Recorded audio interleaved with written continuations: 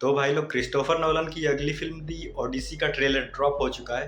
अगर आपको नहीं पता है तो मैं बता दूं, ये कहानी अडेप्ट करी है काफ़ी पुरानी ग्रीक माइथोलॉजी से, जो कि लगभग 3000 साल पुरानी मानी जाती है। इस कहानी को होमर नाम के पोएट ने मेनली 2 बुक्स में लिखा था। पहली बुक इलियड, जो कि ट्रोजन वॉर के बारे में है। दूसरी बुक दी ओडिसी, जो कि ट्रोजन वॉर के बाद की कहानी है। फिल्म के नाम से ही हमें अंदाजा लग चुका है कि ये फिल्म दूसरी बुक दी ओडिसी पर बेस होने वाली है। तो सबसे पहले हम फिल्म के लीड एक्टर्स के बारे में बात कर लेते हैं। तो भाई, किसने सोचा था कि स्पाइडरमैन, बैटमैन, कैटवुमन और फ्रैंक कासल मतलब दी पनिशर एक ही फिल्म में हो सकते हैं। और भाई, जेसन बॉर्न को कैसे भूल सकते हैं। खैर, हम फिल्म के बारे में बात करें तो ट्रॉय में जो लगभग 10 सालों से लड़ाई चल रही है, उस लड़ाई के एंड वाले पार्ट का हिस्सा है ओडिसियस, जिसे प्ले कर रहे हैं हमारे मैट डेमन। लड़ाई खत्म होने के बाद ओडिसियस जो कैरेक्टर है, उसे उसके घर जाना होता है। घर पर उसकी बीवी है, बेटा है। और बेटा कौन? Tom Holland.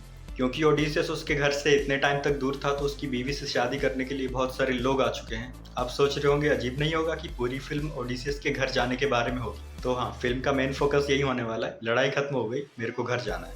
सो यस, पूरी फिल्म इसी बारे में है कि मेन कैरेक्टर को उसके घर जाना है। अगर आपने नोलन की मूवीज को ध्यान से देखा होगा तो आपको भी ये फील होगा कि नोलन इसी थीम के अराउंड काफ़ी सारी मूवीज बना चुके हैं। इंसेप्शन को ले लो, उसमें मेन कैरेक्टर को उसके घर, उसके परिवार के पास वापस जाना है। इंटरस्टेलर को ले लो, उसमें उसके मेन कैरेक्टर को उसकी बेटी, उसके घर वापस जाना है। डंकर्क को अगर हम देखें तो उसमें सोल्जर्स को उनके देश, उनके परिवार के पास वापस जाना है। और टेनेट, वेल, वो डायरेक्टली घर के बारे में नहीं है, मतलब फिजिकल घर नहीं, सिंबॉलिक घर है।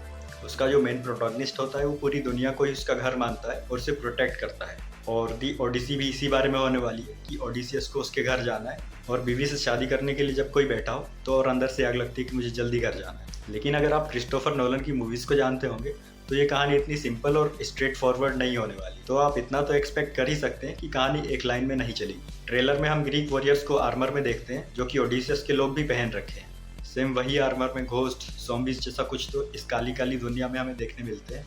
मतलब ओडिसियस के सामने सिर्फ फिजिकल चैलेंज नहीं, बल्कि मेंटल चैलेंज भी होने वाला। मतलब उसी की लाइफ के उसके पुराने दोस्त, कॉमरेड्स जो कि मर चुके थे, उसके सामने ही आके खड़े हो जाएंगे। कुछ शॉट्स में हम लोगों को शिप में स्ट्रगल करते हुए देखते हैं तूफान के अगेंस्ट, जो कि जिंदा रहने की कोशिश कर रहे हैं। एक शॉट में हम टाइफून देखते हैं, दूसरे में उनकी शिप टूट के खत्म हो चुकी है। तो मुझे लगता है इसके ही थ्रू हम ओडिसियस की कैरेक्टर जर्नी को एक्सप्लोर करेंगे। वहीं दूसरी तरफ रॉबर्ट पैटिंसन उसकी बीवी को एक्सप्लोर करने का मन बना रहा है, बिकॉज ही इज बैटमैन। और आपको बताना चाहूँगा कि मैंने ट्रेलर फ़ोन में ही देखा है, तो मुझे तो विजुअल्स काफ़ी सही लगे।